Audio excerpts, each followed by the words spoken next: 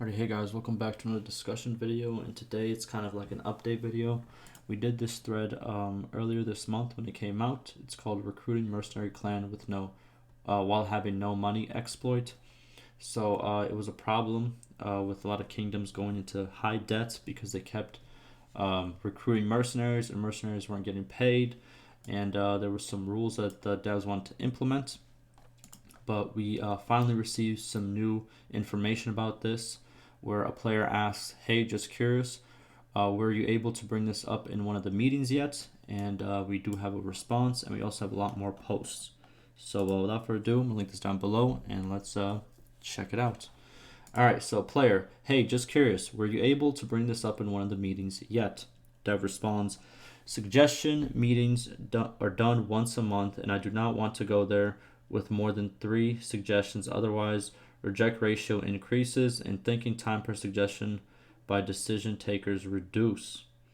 There were about 30 suggestions collected total from different platforms and internal. Here are the ones I suggested at last one, and 1 is rejected. 2 is party approved. Traps and fast recovery are rejected.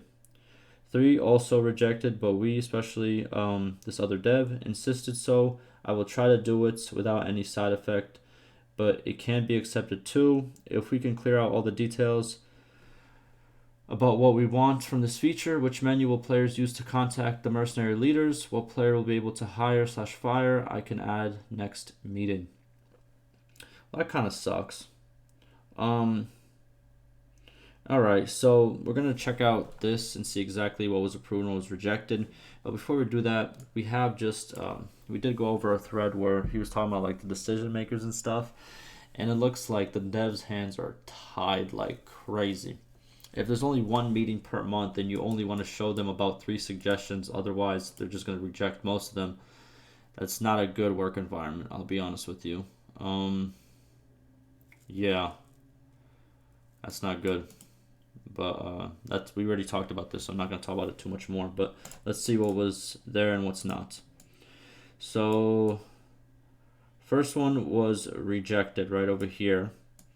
And this was the rejected one. Players want to see how stats changed over time at game. We can show stats for total strength day by day. We can show taken/lost fiefs or defections or war/peace announcements also on the chart. So when the player looks at the chart, he can get good info about how kingdoms are doing. This can be done by showing all kingdoms or 1 versus 1 at war pages. Also, we can give those who conquered that fief with date info with mouse over icons over the chart. We can only show last 3 or 5 years. This was rejected, which sucks. I think that would have been great. I love having more information about how stuff goes, and unfortunate. Okay, this one was approved though. Let's see this. So players want more control over their villages. They especially want to protect them somehow against enemy raids. We can add extra projects to bounded town or castles, which will affect all villages connected to the fief. These projects can increase village militia production or make raid process 20, 40, or 60% longer, or make recovery time 10, 20, or 30% shorter, or some traps which will wound enemy troops at 1, 2, or 3% per hour during raids. Ooh, that'd be interesting. We can add all of them or some of them. So traps were not allowed. The wounded thing is not going to happen. Recovery perk is good, and the other 2 are fine. Okay. So we're going to be getting the extra projects. All right. And then this one doesn't have an answer yet. What does he say here? 3 was rejected, but they're still going to try to do it. Okay. And 3 is adding item roster to each workshop with X item limitation. X can be 100 or 200. Can be increased by perks also. So own player will be able to drop items there where he bought cheaper. If raw materials is found at workshop, we will use from there first. Ooh, cool. Isn't this what we had in Warband, if I'm not mistaken? Very cool. So you're able to drop your own items into the workshop, so they actually incur less fees, therefore it might give you more profits. Cool. Alright, so those probably will be either 1.5.8 or whatever the next patch is after that. Alright, so we have this response from the player, and then we have another response from the dev. So the player says, Gotcha, no worries. Those were good ideas. Sad to see the graphs rejected. It is very upsetting. That's kind of what the graphs would have looked like right over here. It is upsetting. Because like a game that does that very well, like that type of graph, is Age of Empires 2. Whenever you finish a game, you can kind of see a graph that like shows how much units, how everything grew and stuff in major battles that took place. So, yeah. But all right. Player continues. For this one, it really comes down to a messenger mechanic. The mercenary part is really just an example of why it's needed. Players not having enough time to chase down mercenaries to hire. Yes, we need some type of mechanic for that. Let us send messengers. I think that's the best way. Use the encyclopedia to send a messenger. The messenger could just take time to arrive and not create a real party. Talk to a companion and send them to talk with somebody. There it is. Maybe you let us choose troops to go with them, similar by choosing your quest party. Put messages on the map to be captured and disrupt the message. I think here's what we should do. Increase the companion limit just a little bit and let us send our companions as messengers. I think that's the best way you can do it.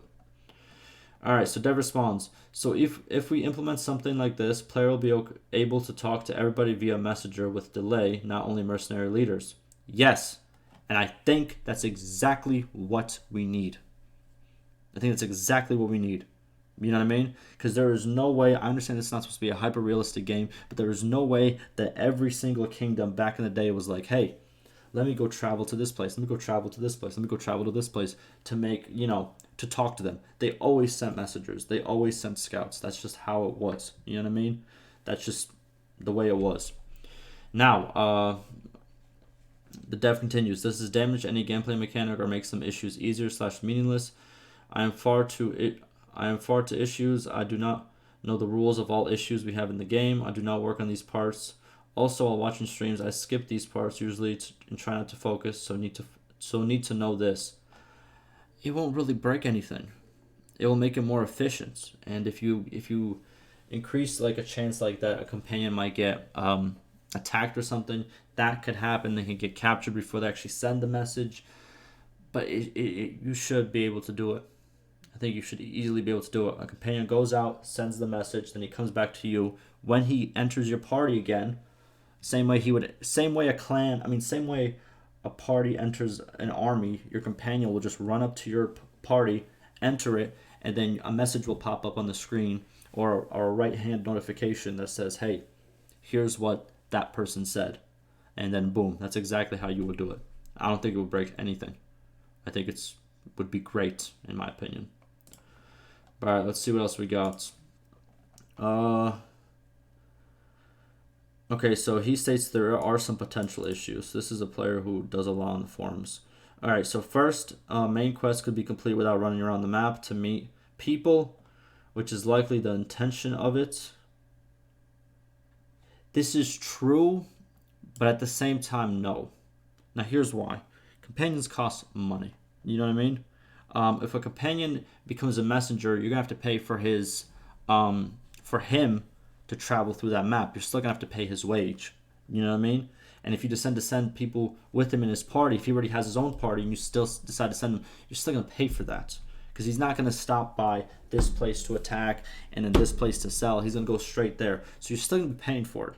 And early on, when you get this first main quest, you're not going to be able to get all these companions and then pay all their wages just so they can go out and find this person. You know what I mean? So I don't think this is as big of a deal as it could be.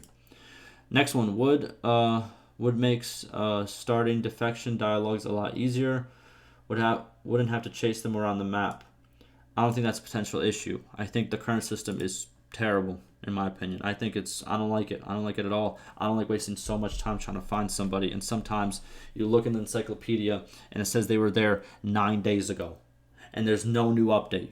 This person's been at this town 9 days ago. And now you'd have no idea where he's at. Because the only notification you got was he was here 9 days ago. And that was it. And it's just, it's very time consuming. And it doesn't provide good gameplay at all. I don't think it does at all, in my opinion. And third, would make asking for peace in person much easier. Again, that's not a problem. I think it should be easier to do it.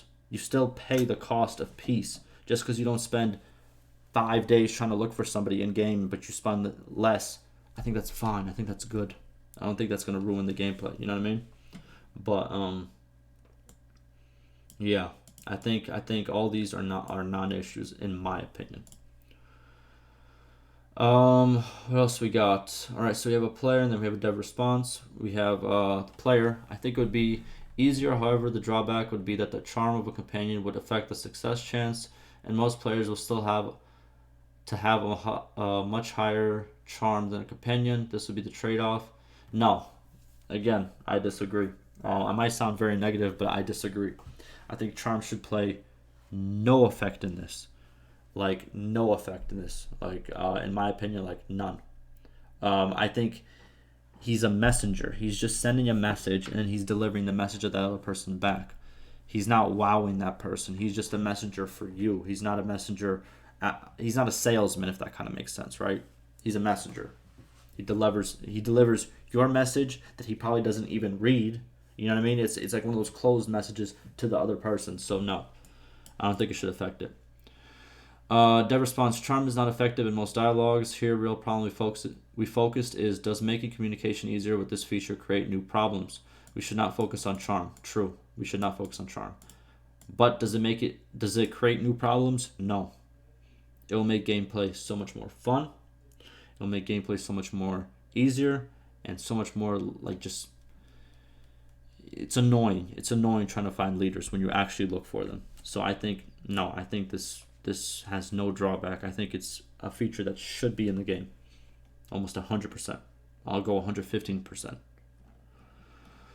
All right, so Dev makes another statement. Thanks for all the feedback. Yes, having a limitation per messenger, or if the messenger spends a reasonable time to reach that person, like 1 to 3 days according to distance, and again spends a reasonable time to come back, 1 to 3 days according to distance. This can reduce exploits. Yes. Make it so you don't see the message as soon as he meets with the person, but when he comes back to you. Yes.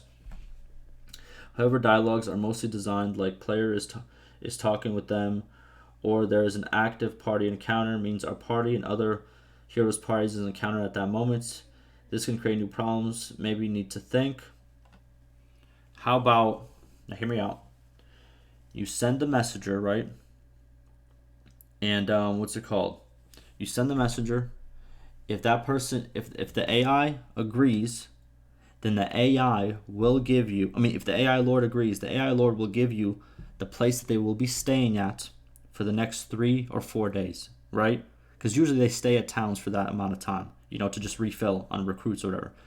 They're going to tell that messenger, like, hey, when he receives this message, we're going to be staying here for a week or something. Meet us here if you want to talk. Boom. That can fix that problem as well. But I think investing some resources into a conversation screen with you and your messenger is worth it. I think it is 100% worth it. Also at some dialogues we're only opened if opponent leader is in settlement, probably assume we are settlement too. Otherwise we cannot speak with them. So these type of dialogues can create problems too, because when they open we will not be at the settlements and assumptions will be false. If side effects are solved, this can be a good quality of life improvement, but maybe they can say this feature does not suit well to our sandbox world, or the game is not that kind of game. You should open dialogue with NPCs from distance. I cannot know this. Yeah. It's unfortunate, and yeah. Hopefully they do agree with it, but there are a lot of problems that they might see as big problems that they might not agree with it with. But we'll have to see. What else we got? We got a lot. I'm gonna finish off with this, and I'll do the rest in another video. All right, so we got one more post from the devs. Actually, now I'm examining codes which cause mercenary clans to leave their actual kingdom, and I see it's happening pretty often. Probably fixing this is a must, and first thing that needs to be done about these problems. Then I can move messenger idea to suggestion meeting if we can find solutions to side effects. Okay. By the way, I will also follow these boards, and I really like this idea they throw about suggestions too in meetings screenshots. What? These are the dialogue Bannerlord really needs. I can suggest it as If NPC says okay, if he is weak, he will say okay. You will see me around here from time to time to this offer.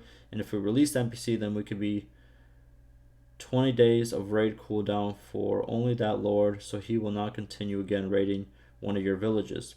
Maybe if he is dishonorable, he doesn't keep promise and can again, but it can be hard to tell a player why he did not keep promise.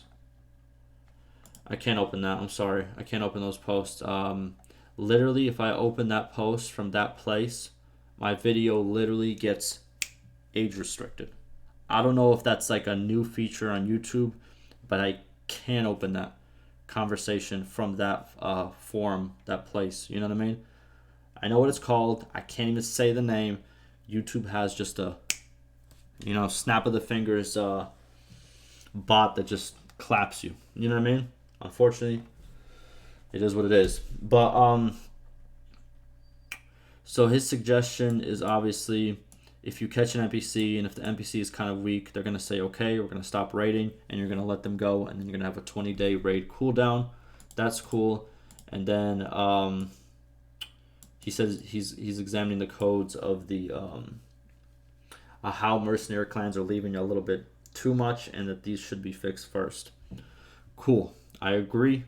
Hopefully the messenger idea actually pulls through in some way or another, but that's gonna do it for me. Hopefully this was informative. Ask me any questions, any concerns, and like always, stay safe.